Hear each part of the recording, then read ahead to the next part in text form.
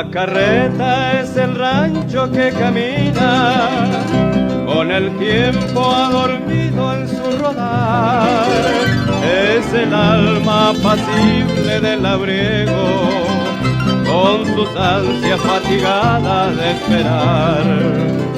Con sus cuernos van los bueyes hilvanando el camino con paciencia patriarcal, de quien sabe que es inútil apurarse, mientras dice el boyero su cantar. Ney, que viejo tigre, ney, que pica flor, que en el rancho nos espera la morena de mi amor.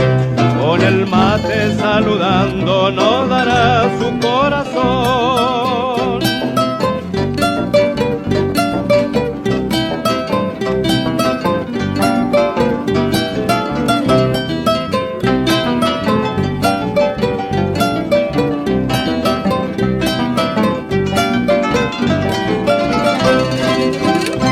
La picana revolea amenazante y castiga implacable al pobre buey, que devuelve las heridas que recibe con un rojo clavel sobre la piel.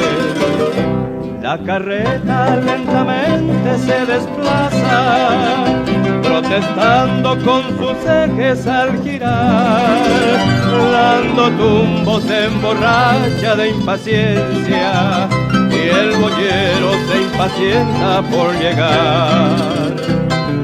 Ney, que viejo tigre, ney, que pica flor, que en el rancho nos espera la morena de mi amor.